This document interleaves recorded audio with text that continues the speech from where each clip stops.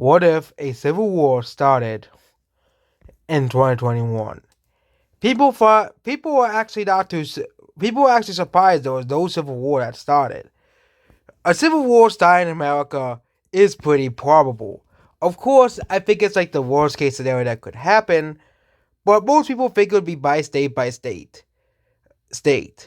But this is the map of America. Here, this is how it was in 2016. Of course, some counties it changed, blah blah blah.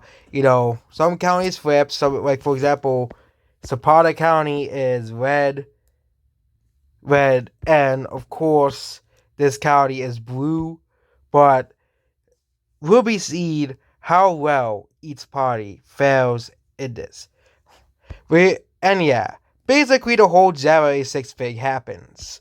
And basically, it makes both political parties hate each other so much that they basically just declare war on each other. Basically, this is an alternate timeline.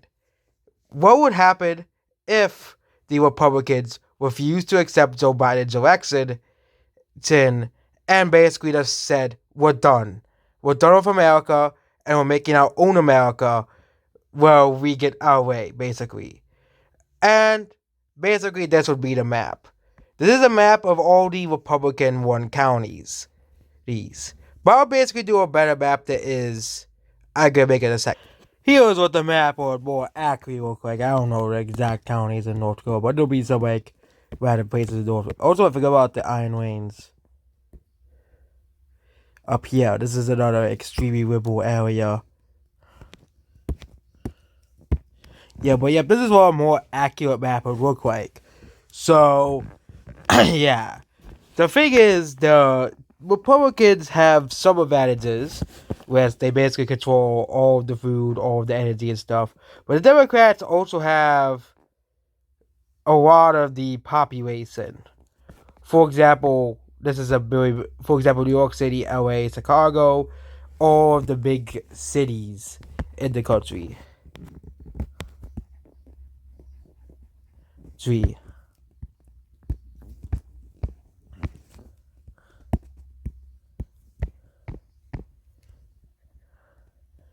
Yeah. And yeah. So basically, it will split out into like this.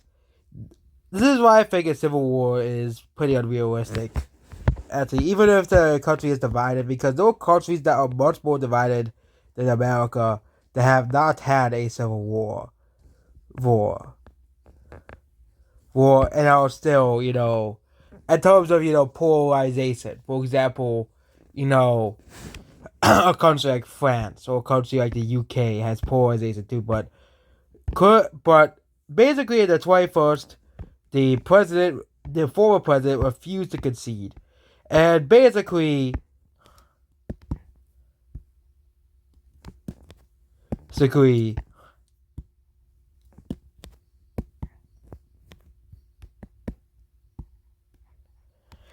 said, basically said something, hey, we're going to war here. Everybody, basically a typical, style of Civil War speech or something.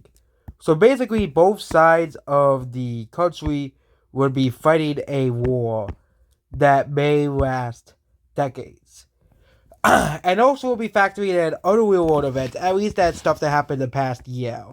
For example, the Russian invasion of Ukraine would happen earlier. Because America is fighting against amongst itself, Russia would see that America is weak and they would invade Ukraine. Same thing with China invading Taiwan as well. But yeah. So this is the first day of the Civil War. I also forgot to fill in this area here. Yeah. A lot of the blue enclaves in North and South Dakota are swiftly starting to be conquered. North and South Dakota, there isn't really any real mountains except like the Badlands and stuff. And there wasn't really much people in those counties and in the states as a whole. Same thing with a place like Wyoming. Despite Wyoming having no people, these areas are pretty easy to capture. So, same thing with Salt Lake City, falls within a couple of days. And Nashville as well. Nashville, it'll probably still hold on. Places like Nashville, bigger cities will hold on. But basically, anywhere in like the middle of nowhere would probably fall within a couple of days. So these states are basically Salt Lake. I think might hold on longer than I would think. So we buy Salt Lake. But yeah, a lot of these areas would probably easily capture these areas, and then we would have basically big sieges going on. For example, in Nebraska, in Kansas, Missouri, and Texas, since you'll start to see invasions go down this way, way, way, and invasions go down here.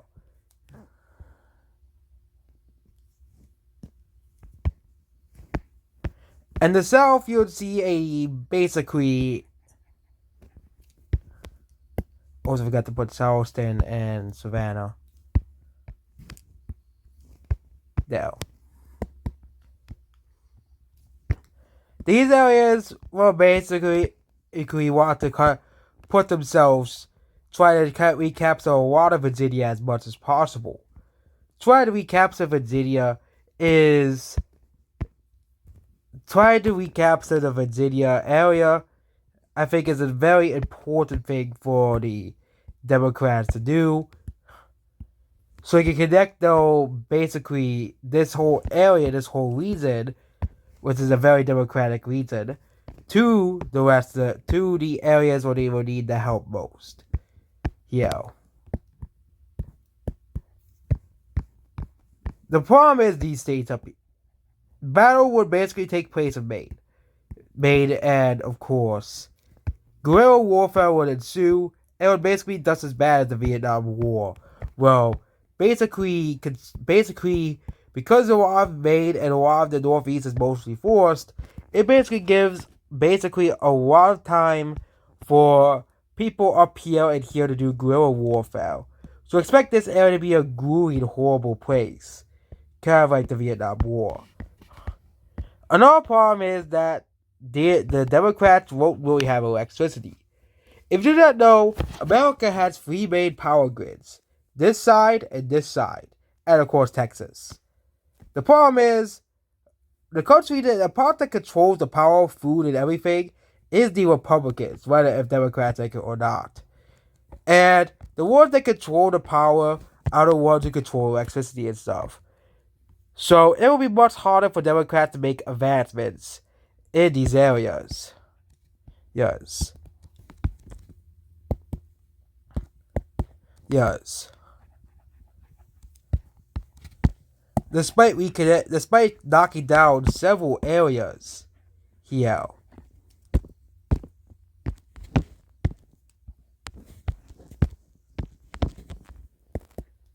These cities here are basically captured within a couple weeks.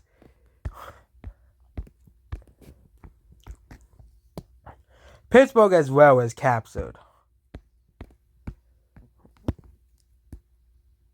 The Tampa Bay area is basically being attacked, and Orlando is surrendering. I wonder what happened to Disney World. Also, this enclave of Florida, where Tallahassee is also taken out.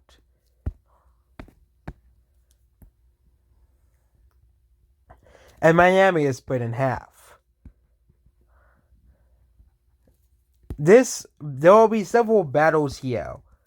Not very noteworthy. This area will basically, New Mexico will basically surrender. Most of New Mexico is basically red, except many of the areas. But New Mexico would be captured relatively quickly. Nobody practically lives in New Mexico. And New Mexico is basically reliant on oil supplies and oil. And basically because they can't really reach out to the rest of the states, and also don't really have much topography besides being mostly a flat desert, they surrender. Similar to the southern part of Arizona, as well, and this part of California. California is gonna be mostly one of the hardest places to take in a civil war. If you're preoccupied with the Ukraine war and even preoccupied with China and Taiwan, there will be no help coming because, of course, Russia. Because basically, the president will say, "Hey, Both of them were actually both of them because those two presidents. One reading the red America, reading blue country. They're basically saying, "Hey, Europe, we're all in our own mess. We don't want to help you."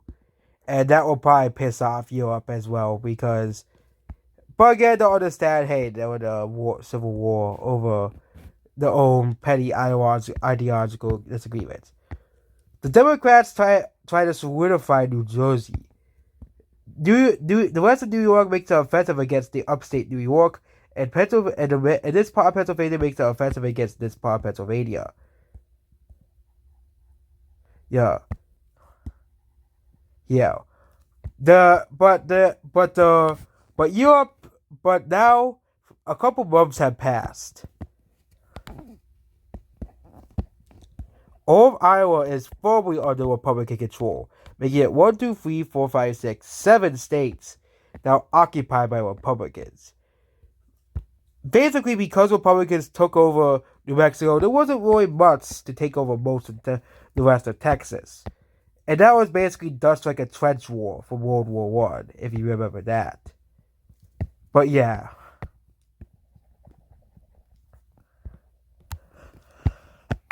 With small gains and small skirmishes going along the way.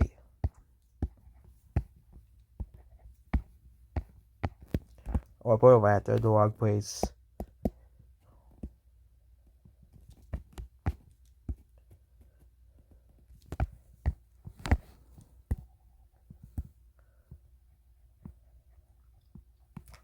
But Europe says they'll send supplies to the Democratic forces. Meanwhile, Russia sends supplies.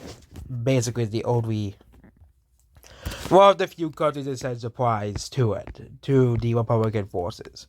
But again, the Republican forces control a lot.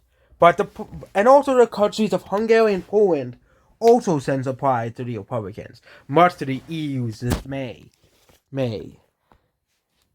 Now stuff like the siege of Las Vegas begins. Most of Nevada is under control by Republicans. Most of New Hampshire has been taken. The only ones really remaining, the only really Republican royalists in battering, same thing with Maine, is of course guerrilla warriors trying to recapture the state. Also 3 months in, states of New Hampshire, New Hampshire, New Jersey and Delaware are retaken.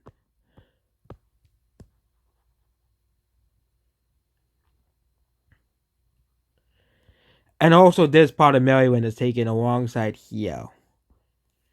Virginia Beach is reconnected with the rest of Virginia.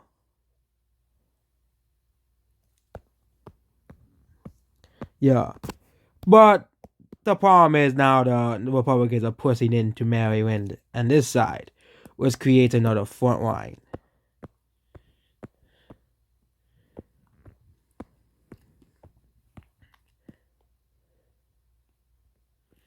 This part of California is taken out, which means the military will continue invading California. The Republican enclaves in the mountains of California surrender. Most of the Democratic enclaves in Oregon surrender, and in Washington, basically giving the Democrats one massive front. Also, this entire area and this area up here and most of here is recaptured by the Democrats.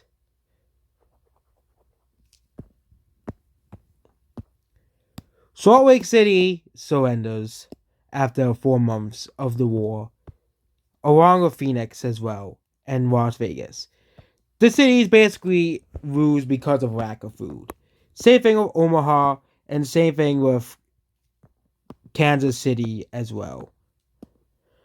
The problem with the Democrats is they mostly live in the cities, with the exception of a few guerrilla fighters and a few separatists. Most of these cities are captured because of the lack of food.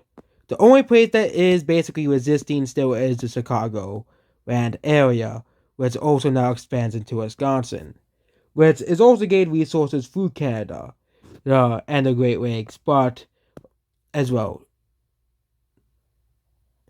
The area of Detroit, the Democrats of Detroit continue to expand. alongside this area as well. This county is recaptured by the Republicans. This entire area is recaptured. Third, same thing with most of the Democratic bubbles in most of the Republican states, which is a very bad thing for Democrats to see because they now basically control all these areas. The reason why Colorado has not been taken yet is because it's mountains. Colorado is the most mountainous state by far. And even without food, as we all know in history, countries like Iran and Afghanistan are very difficult to take because of mountainous terrain. Some other states have mountainous terrain, but the only real Democrat state that has this mountainous terrain is, of course, Colorado, which makes the state exclusively hard to take, even with modern aircraft and modern military. Which actually allowed the Democrats to even make some gains despite not really having much food. Also, Minneapolis surrenders as well. The Battle of the Iron Range begins. Again, Iron Range is not really a populated area, compared to basically the rest of the state and the rest of this state. And basically, most of the Democrat-occupied areas is basically occupied by the Republican military, which are both call themselves the American military as well. But the problem is the South. Most of Texas's inner cities are also taken out as well. And these landlocked areas by around 5 months finally surrender as well. Because the Republicans basically take these areas to prevent lawlessness from happening in the border towns and these areas. Same thing with the South Texas. Sis. The military puts rapid policing on the U.S.-Mexico border in this war as well, once the Republicans take control of the whole entire state of Texas. Same thing with the state of Florida. The state of Florida is basically taken back for the Republicans. Most of Florida is basically Republican as shown on the map, and most of the enclaves are taken out.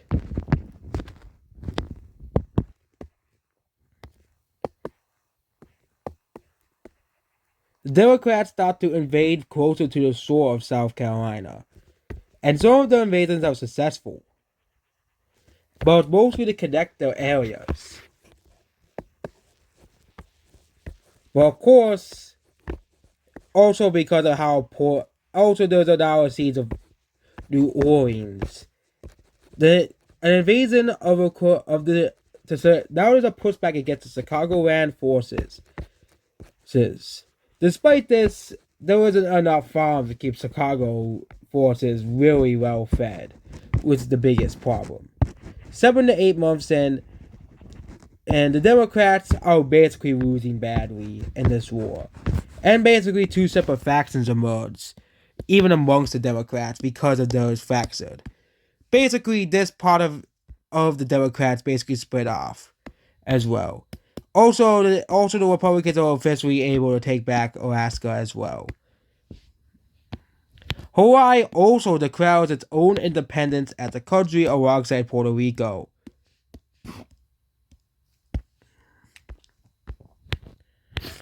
Hawaii is at war with both the Democrat and the Republican America. Again, Hawaii is pretty much isolated from the rest of America, which anybody would have seen this happening as well.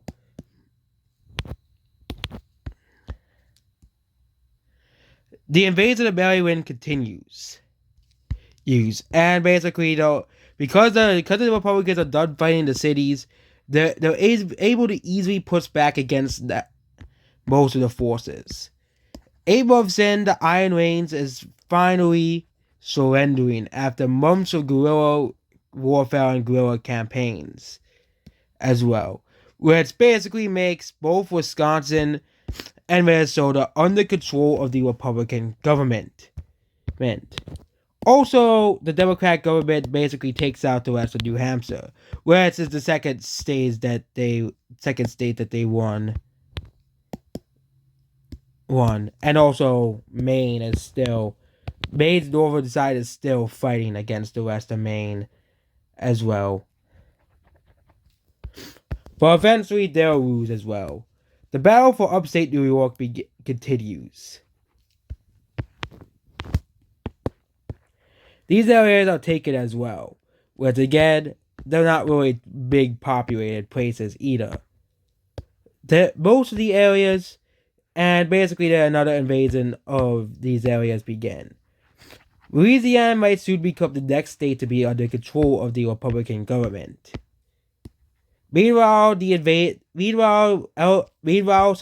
Chicagoland forces are kicked out of Michigan, and Michigan is about to surrender.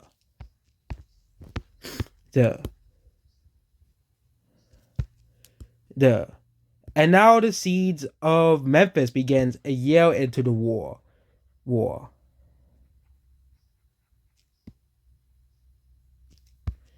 Republican morale is actually pretty high considering the fact that they're mostly winning this war.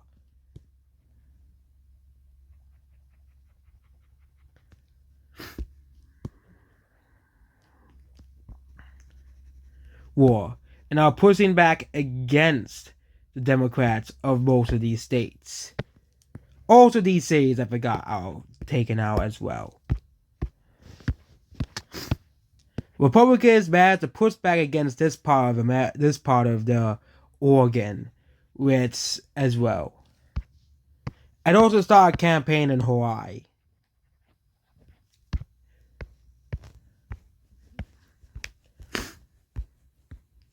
Michigan is retaken. As of course, Detroit basically collapses into lawlessness alongside Memphis as well. Louisiana, a year and a half in, finally surrenders. And also, Mississippi is split into half. Mostly guerrilla forces alongside this line. Most of the Democratic forces in the South basically become guerrilla warfare, as the Democrats don't really have big of a chance of winning, as the Republicans basically start to capture the lightly populated areas of the South because the Democrats are starting to run out of food in these areas. Yes. And the siege of Atlanta is over and Atlanta surrenders.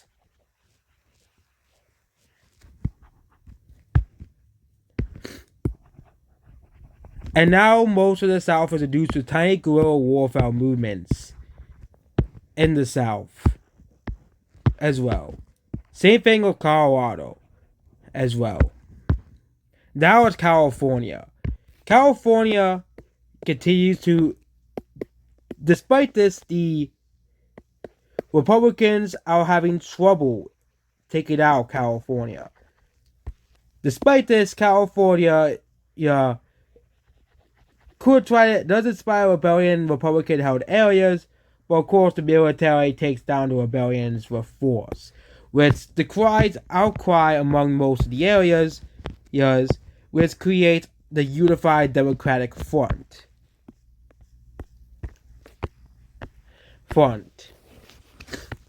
Except for Hawaii, which is to be its own and Hawaii also rejoins as well.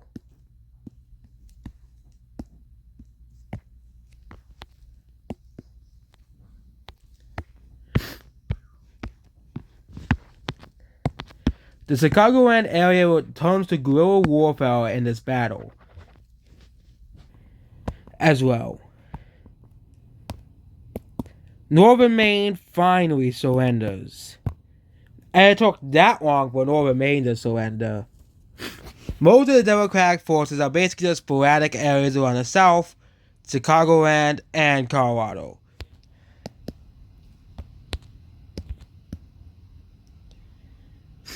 The Democrats attempt to push into upstate New York and northern Pennsylvania a bit more.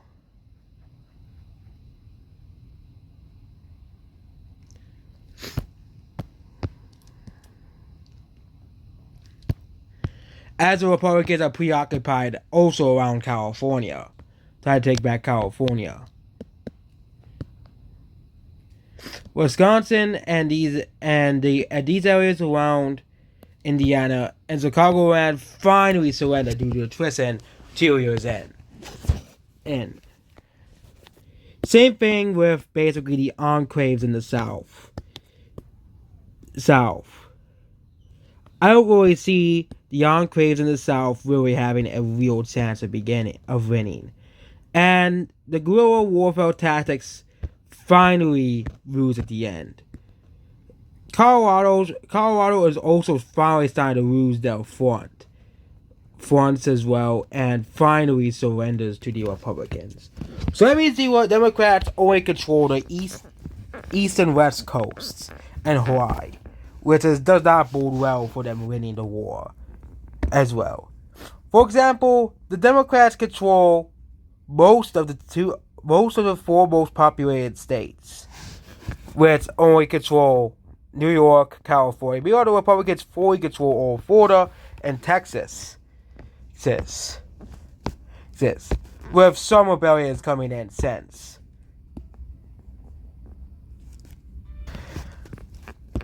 The invasion of New York continues. And once all of the enclaves are done, Republicans basically put two war efforts, taking here and taking here, which is pretty bad news. Most of the reason why these areas are able to survive so long was because of supplies from Europe, Japan, and mostly the Democratic parties. And also, in 2022, there was one country that is gotta start helping the Republican America, and that's Italy, because of Georgia Bologna winning Italy as well. And also many other populist parties would also rise in Europe because the war in Ukraine would start sooner. And all that stuff surrounding Ukraine would start sooner. And also there would be also war in Asia with Taiwan. Republicans start to invade Massachusetts and Connecticut and southern Vermont, basically hoping to make a line to cut off this part forces to southern northern forces. Western forces start to take out most of Washington state, which as a state is in shambles, and Portland collapses and goes into anarchy for a couple of days until the U.S. military takes over. Also, Washington state finally collapses as well due to infight among the liberals as well, with socialists and non-socialists fighting, which just leaves California to take out and this area. Republicans are mostly Midwest Republicans and everything are mostly taking out here. This area, and the siege of Philadelphia finally is over after 3 years. Again, the first Civil War took around 5 years to complete, but the Civil War is seeing signs of finally ending.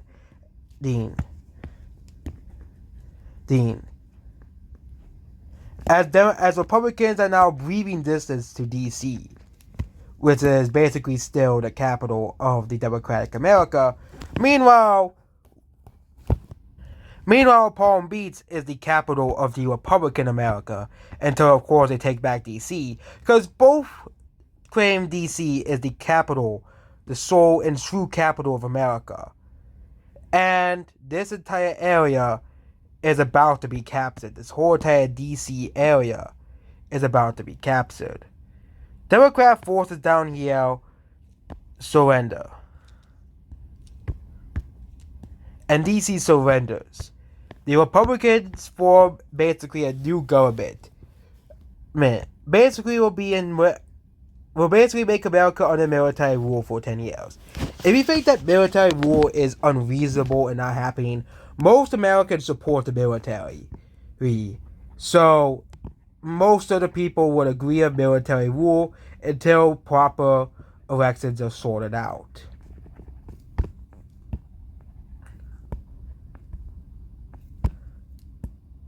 New Jersey is captured by the Republicans as well. And Massachusetts is almost captured, alongside Rhode Island and Connecticut are captured. Most of upstate New York is captured.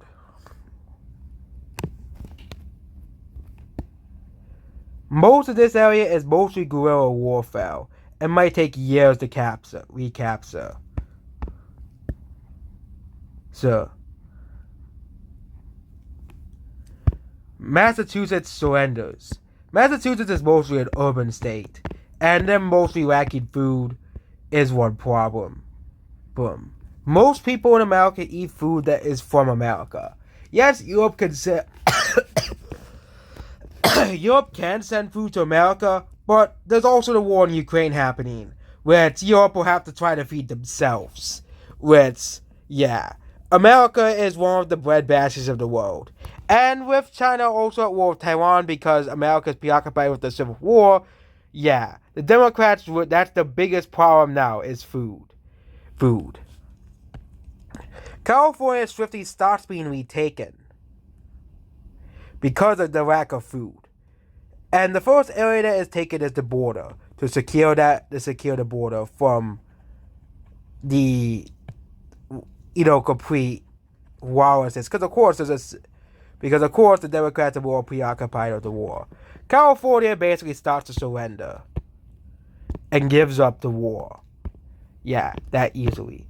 And around 2027, the whole entire country is recaptured alongside Hawaii. So what is the aftermath of the Civil War? Well, military basically takes over. There are still elections being held, but the elections are basically mostly in favor of the Republicans. The Second American Civil War is also one of the bloodiest wars in all of history. For example, the Chinese Civil War and the transition from Ming to Qing, which is a civil war, took around 25 million lives, and that took around the 1600s in one of the most populated areas. The Chinese Civil War had claimed around 8 to 11 million lives, which does not include World War II deaths in World War II by Japan and China as well. The estimates for the deaths for this war will probably be similar to the Taiping Rebellion, around 10 to 20 million, to even as high as 40 million people dead. Because if you figure, and most of the deaths will not, and combat deaths will not be that common. Most of the deaths in the Civil War will be civilian deaths because of starvation and sieges of literally every major American city. And this Civil War is also very similar to the Colombian Civil War of the 50s and 60s. Well, there wasn't really much secession of states in Colombia, but there was still massive infighting between both political factions. Some may argue that we might already be in a civil war, but this is just a scenario. What if a civil war happened after January 6th? But what happens to the world now? So, during the Civil War, the Ukraine War starts. And the reason why Europe didn't really help that much as well, also because America didn't help with Europe quickly realized, hey, Ukraine and Russia actually produce most of our food. And also because America isn't able to send aid to Ukraine, Russia is able to easily beat Ukraine without the help from America. Because America helped with the Ukraine war by giving it money and giving it supplies and stuff, well, Europe can still help, but because Europe is largely dependent on Russian gas and Russian food, and Ukrainian food as well, this is a pretty disastrous scenario for the whole world. Because Europe will undergo its own crises. And if you really want to see a part 2 of the world after the Second American Civil War of a timeline, I also as well. And yeah, the far right are definitely going to steamroll European elections as well. Marine Le Pen wins the French election, and Giorgia Meloni wins the Italian election. And Boris Johnson is still kicked out of his own party, and Nigel Farage is elected as the Prime Minister of the UK. And also the Queen of England still dies in 96. Yep, she still dies. I don't think a civil war in America will change her death happening in 2022 as well. So, yeah. And now we'll talk about Asia. So, China and Taiwan. If it wasn't for America basically saying they're going to protect Taiwan, China will basically see America's civil war as they can take over Taiwan. But China also has their own, will also now go through a horrible economic phase. Because the largest trade partner is at civil war, China is also going to suffer. And yep, China goes for a civil war as well, where it's also disastrously affects this whole world. So this world is basically has entered a Great Depression 2.0 because of the Second American Civil War. Two of the world's largest world economy, and China as well, a civil war is basically the military taking over the government, which actually has happened already in China with the military overthrowing Xi Jinping from power as well. Yes, America gets reunified at the end because that's basically what both political parties do. Cause it'll be kind of like the Vietnamese Civil War, the Korean Civil War. And I think it'll be an outcome like the Vietnamese Civil War. One side is gonna win over the other. That's why I think what would happen in a civil war.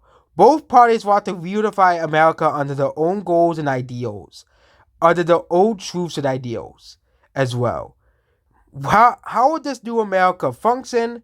It will, this America would likely ban abortion, would likely get rid of stuff like the Hard Seller Act, which was the act that was passed in the 60s, and would also basically promote old American cultural values.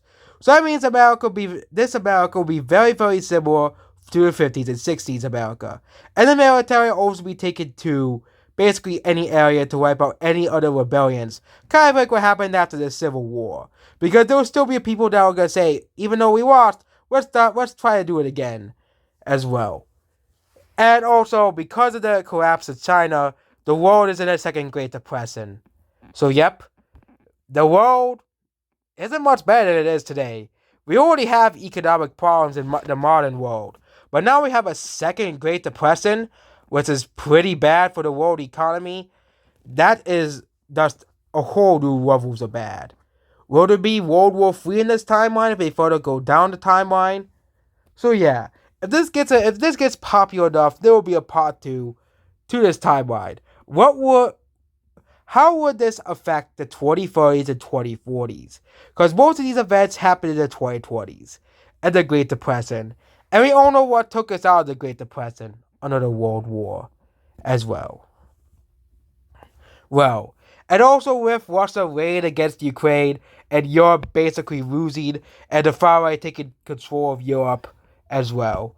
Well, and also with China having a civil war, basically thus the military taking over the government. Basically, yeah, that's what happens much sooner. And also the military declares war on Taiwan and takes over Taiwan. Because without American help, Taiwan is defenseless. Which means there wasn't really a civil war between the people and the government in China, really just between Xi Jinping and the Chinese military. And now, basically, the military just handpicks a leader for China as well. What happens to North Korea?